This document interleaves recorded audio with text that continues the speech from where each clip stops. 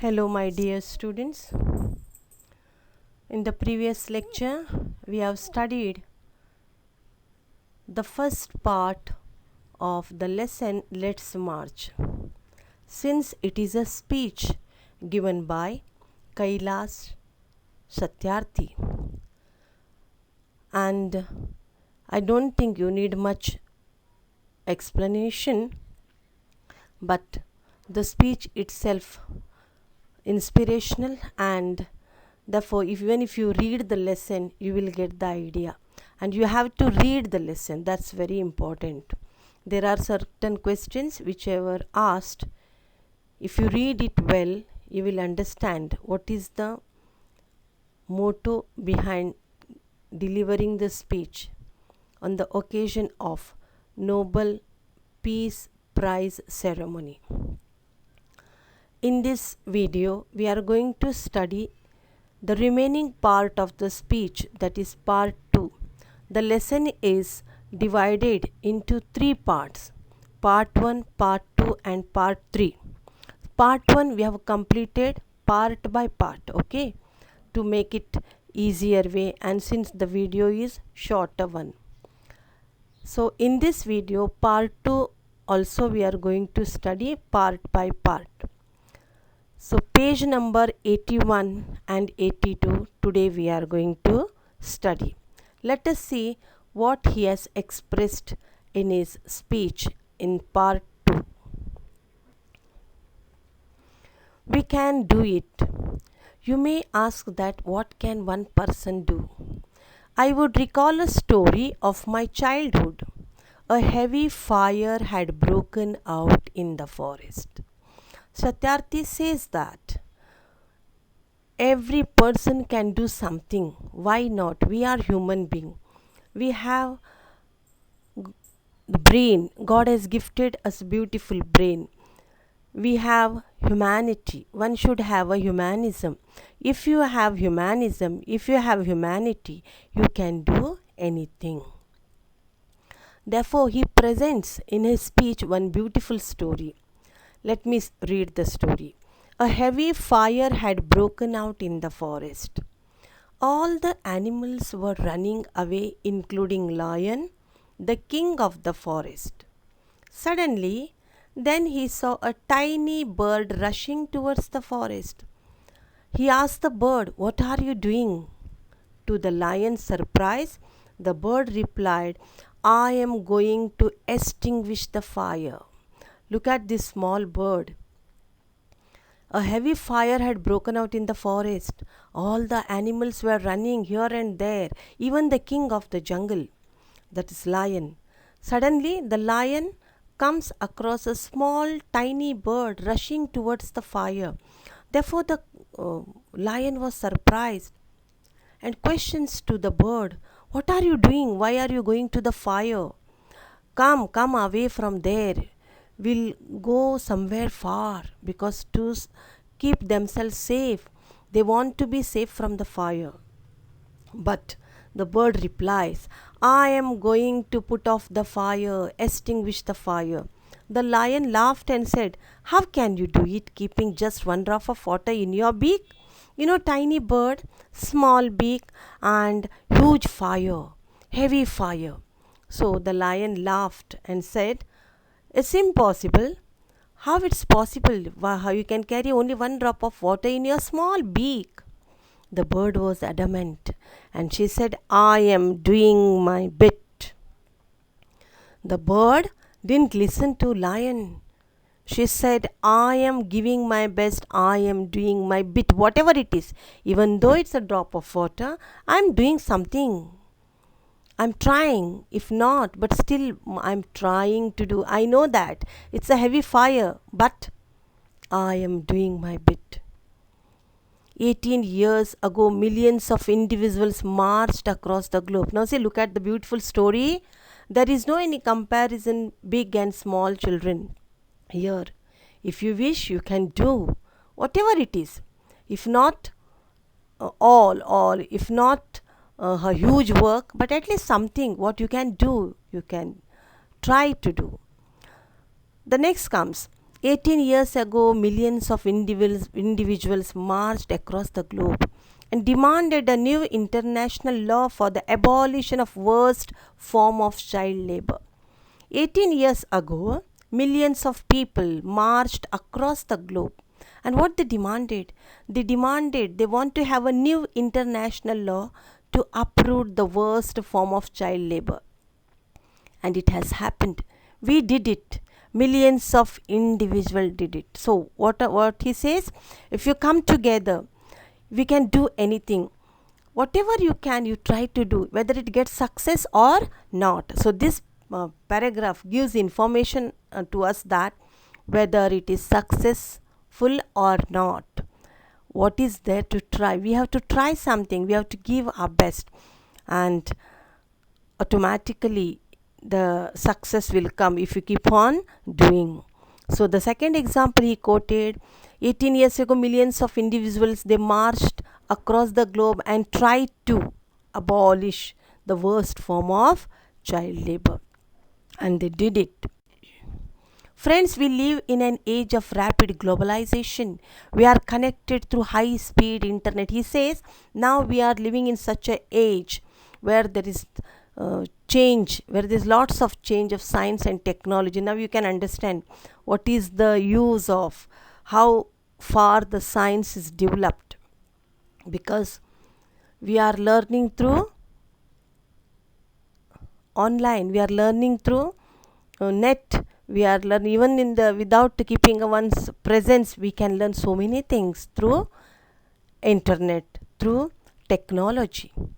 We exchange our goods and services in one single global market. Thousands of flights every day connect us from one corner to another corner of the globe. So how we can come in touch with the people? He says we exchange our goods from one country to another. We are providing service in one single global market. Thousands of flights fly every day, where it has a connect from one corner to another corner of the globe. But there is one serious disconnect, and there is a lack of compassion. Of course, we are doing the business, we are in touch with the so many countries from one corner to another, but there is a lack of love, affection, compassion. Let us inculcate and transform these individuals' compassion into a global compassion. Let us globalize compassion. He says, let us come together, let us inculcate and transform these people, and let us make globalized compassion. Let us ask all the people, let us spread this news, let us make people affective in the sense here, in a positive way. Let us transform these individuals' compassion into a global compassion.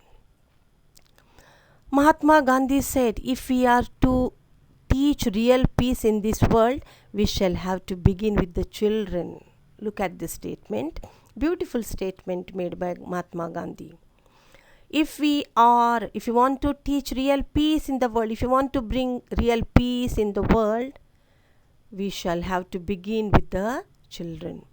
I humbly add, let us unite the world through the compassion for our children. He says, Satyarthi says, let us unite the world through the compassion for our children. I ask, whose children are they who stitch footballs yet never played with one? See, he has given so many beautiful examples. Now, these are the children who work as a child labor. They stitch footballs, but they never play football. Children, they harvest coca, but they never tasted chocolate. Children, they are dying of Ebola. Children who are kidnapped and held hostage. They are all our children. He says they are not belong to somebody, though their parents are there, but they are belong to us. They are our children. I remember an 8-year-old girl we rescued from intergenerational forced labor.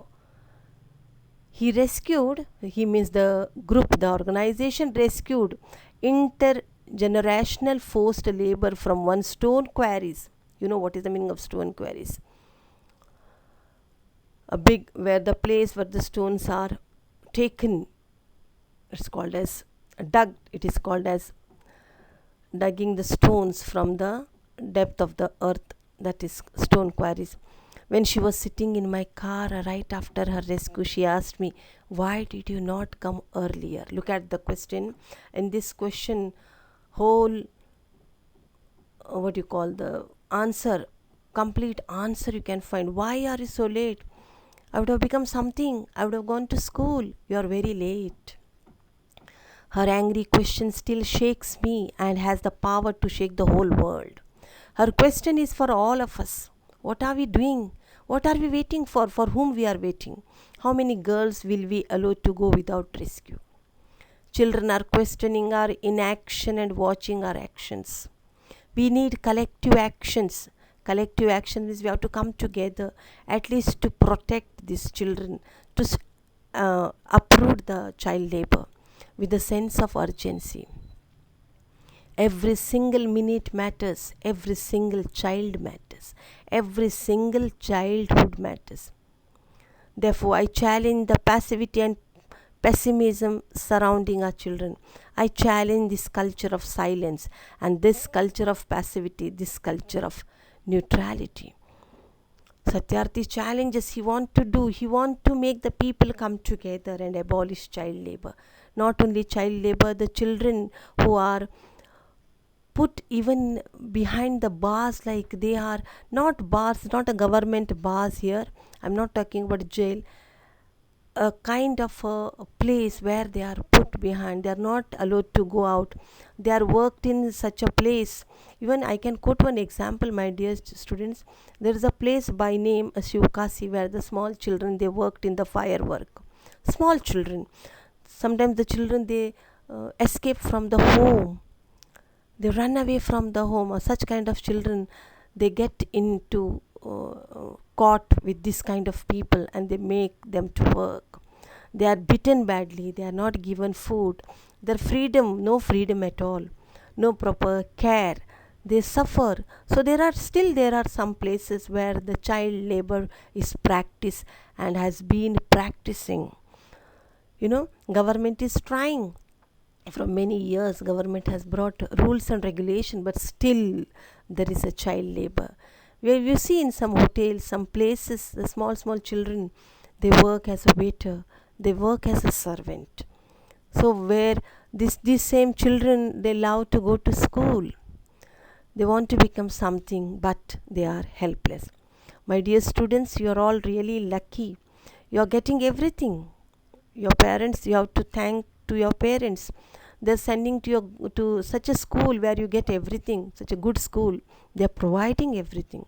We have to be very thankful. Only you have to study, that's all. So this is the lesson where what you call an eye-opening lesson. This is an inspirational lesson. When you grow up, even you can do something for the country, for the society, for the nation.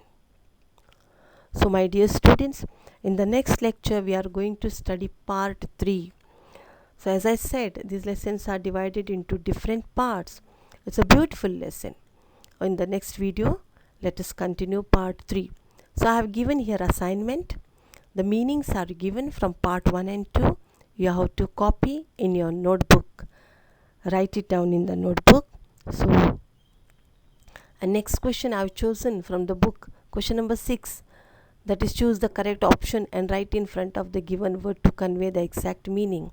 So the question is given. There are 3 meanings. The exact meaning you have to write it down. You can refer the dictionary or you can refer the net and write the answers. This time I have given you less assignment because you have to read the lesson. Read the lesson. It is very, very beautiful lesson. Read it and understand. In the next class, I am going to give you more